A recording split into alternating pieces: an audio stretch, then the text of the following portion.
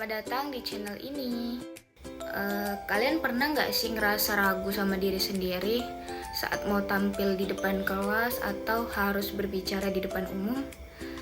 Atau merasa nggak cukup pintar atau nggak cukup menarik dan akhirnya jadi minder? Nah, itu semua berkaitan erat dengan satu hal yang sangat penting, tapi sering kita abaikan, yaitu konsep diri.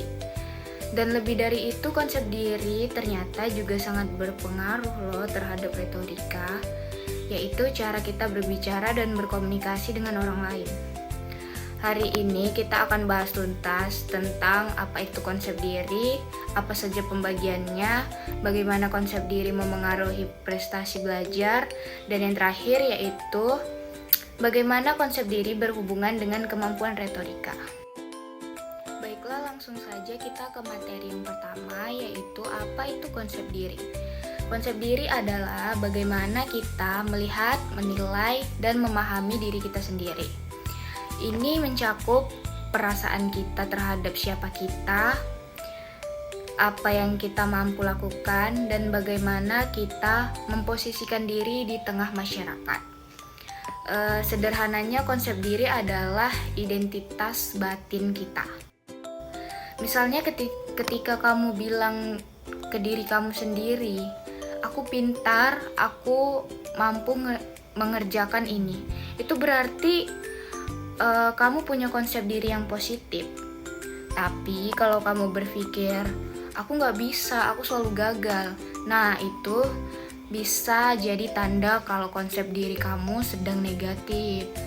Dan itu akan berdampak besar pada cara kamu bertindak sehari-hari.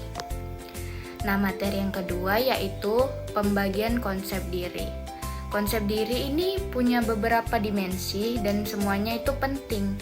Nah, yang pertama itu ada konsep diri fisik, yaitu bagaimana kamu menilai penampilan, tubuh, dan kesehatanmu. Nah, yang kedua itu ada konsep diri psikologis. Itu pandangan terhadap kepribadian, emosi, dan pola pikir kamu. Nah, yang ketiga itu ada konsep diri sosial, yaitu cara kamu melihat diri kamu dalam hubungan sosial atau di keluarga, bisa jadi pertemanan, dan bahkan di media sosial kamu. Nah, yang keempat itu ada konsep diri akademik. Ini tuh berkaitan dengan kemampuan kamu dalam belajar. Apakah kamu merasa pintar, mampu memahami pelajaran, termasuk motivasi dan ambisi belajar. Nah, yang terakhir itu ada konsep diri moral. Pandangan kamu terhadap nilai dan prinsip hidup. Apakah kamu merasa jadi pribadi yang jujur, bertanggung jawab, dan bisa dipercaya? Semua bagian ini saling berhubungan dan memengaruhi bagaimana kamu berpikir dan bertindak. Nah, kita masuk ke materi yang ketiga, yaitu hubungan konsep diri dengan prestasi belajar. Sekarang kita masuk ke hal yang sering jadi masalah banyak pelajar sih. Kamu tahu nggak, orang yang memiliki konsep diri akademik yang positif cenderung punya prestasi belajar yang lebih baik. Kenapa? Karena mereka percaya bahwa mereka mampu belajar, mampu berkembang, mampu sukses. Dibandingkan dengan mereka yang punya konsep diri negatif, biasanya lebih cepat menyerah, merasa minder, dan sering tidak berani mencoba. Nah, menurut penelitian dalam psikologis pendidikan, siswa yang merasa percaya diri secara akademik ini lebih aktif bertanya, berani menghadapi ujian, tidak takut gagal, karena tahu kegagalan adalah bagian dari proses belajar itu sendiri. Jadi bisa dibilang prestasi belajar itu bukan cuma soal otak, tapi juga soal sikap, kepercayaan terhadap diri sendiri. Nah, sekarang kita masuk ke materi yang keempat, yaitu hubungan konsep diri dengan komunikasi retorika. Nah, sekarang ini bagian yang tak kalah penting, yaitu retorika.